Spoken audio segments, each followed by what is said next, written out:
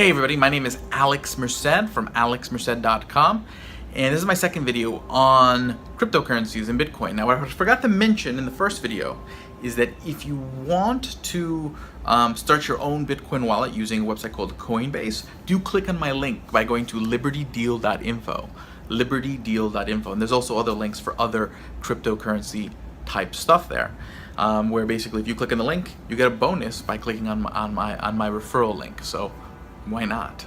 Okay, so that's over there at libertydeal.info, libertydeal.info. And plus there's a lot of other cool stuff on the page that you might be interested in. But now, what are the cool things going on right now? So you might hear words like Ethereum, Neo, Waves, Bitshares. These are the four that I'm aware of, was what's called platform coins.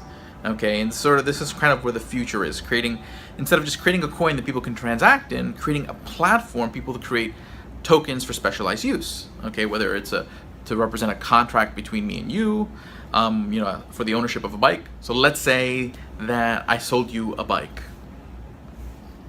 and I want to make sure that whoever's the owner of the bike, how do we prove that you're the owner of the bike? I create a digital token.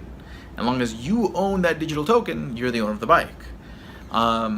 This is also what's called the smart contract. So then later on, when you want to sell that bike, you just send that token over to somebody else's wallet. Okay, but we're literally only creating one token. That doesn't necessarily need for you to create a whole new currency, a whole new blockchain. So things like Ethereum, Neo, Waves, and Bitshares, what they do is they allow you to create custom assets on one blockchain. Okay, so I can go in there, buy, for example, with Bitshares, I'll buy some Bitshares, which is sort of the main currency of the Bitshare ecosystem. But in order for me to buy Bitshares, mainly I'm buying it with Bitcoin. So I use Bitcoin, I buy some Bitshares, and then I'll pay a fee to create a token on Bitshares. I can create one token, I can create 1 billion tokens. I paid the fee to create my custom token, and now I can send it to other people on the Bitshares ecosystem, and that token becomes its own separate asset on that blockchain. Okay, so I could also do this to create gift certificates. So in this case, I could say, hey, my online store, we're creating 1 million of these tokens that represent gift certificates to the store. And then if you buy these, using the Bitshares API, you can program the ability for people to buy stuff on the store using those specific tokens. Okay, and you don't have to worry, and again, all the keeping track of who owns it, how many are out there, is all done through the Bitshares blockchain. You can do the same thing with, to an extent, with Ethereum, Waves, and Neo. Okay, Neo's become famous because it's sort of the Chinese alternative to Ethereum, which is sort of the biggest of the platform coins. And then there's also Waves, which is recently starting to partner up with a lot of companies over there in Russia. So those are the 4 biggest ones that I'm aware of. Okay, but bottom line, they all do the same thing. You buy the currency, so you buy Waves, you buy Ethereum, you buy Neo, you buy Bitshares, and you can use that to operate within their ecosystem. So you can use it to create, you pay a fee to create a new asset. So again, with Bitshares, I pay Bitshares to create a new asset, and then people, when they use and they transact in that asset, they pay a fee in Bitshares. So you always kind of need to have some Bitshares in your wallet in order to operate within that ecosystem. Okay, but in order to buy Bitshares, you're going to need Bitcoin on the outside. Okay, so all these platform coins and Bitcoin serves as sort of a gateway to them. Thus, Bitcoin's value is kind of built in because it's built around the entire ecosystem of cryptocurrency type platforms. And again, you can think of pretty literally any kind of use of in tokens. So instead of you having to design your own blockchain, learn all the programming in the blockchain, you can use one of these platforms to create tokens for whatever your specific application is.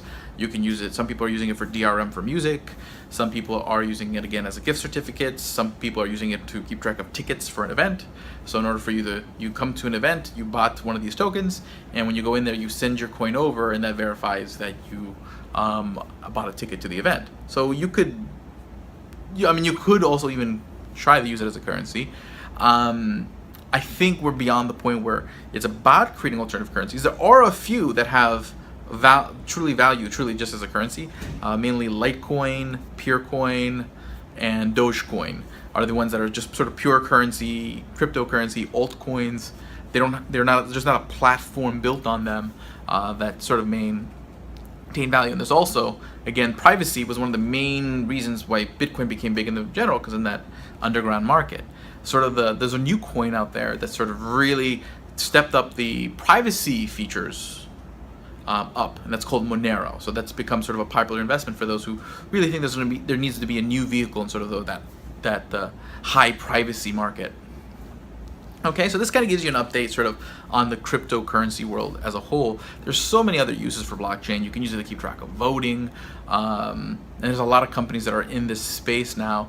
And now every time someone issues these new tokens over these platforms, whether against Ethereum, Neo, Waves, Bitshares, you know, they call it an ICO, an initial coin offering, because you're creating new tokens, and so that's become a big thing. People issuing tokens for all sorts of things, and the tokens then end up trading on exchanges, kind of like stocks traded on an exchange. Interestingly enough, again, that currency for each of these platforms becomes an asset in its own. So you buy Waves, you buy Neo, you buy Bitshares, you buy Ethereum. As people use these platforms, the value grows. So if you just own some of these tokens, you just see your value increase as these platforms become more and more used by people who have actual applications for them. So it's a super interesting market. Hopefully this gives you a little bit more idea of how it can be used and how there is an actual financial system being developed here. There's now some of these more sophisticated platforms, like the platform systems that I just mentioned, they build in all sorts of new sophisticated transactions like lending, borrowing, well, you know, that's kind of the same thing, as far as how you can use your coins, and how you can transact and really have a much more sophisticated financial system. So it's very interesting. I highly recommend people to dabble. I want to sit there and say, hey, I'm going to go put my life savings in Bitcoin and cryptocurrencies. But I think it's something that's worthwhile for you to get familiar with the technology. You know, buy a little bit of Bitcoin, take that Bitcoin, buy a little bit of Bitshares, Waves, Neo, Ethereum, play with these platforms, see how they work, just to be familiar with the technology and the implications of it. Because it's one of those technologies that's going to grow and evolve even faster, and you want to make sure you're kind of aware how it works. So my name's Alex Merced from alexmerced.com. Have a great day and enjoy.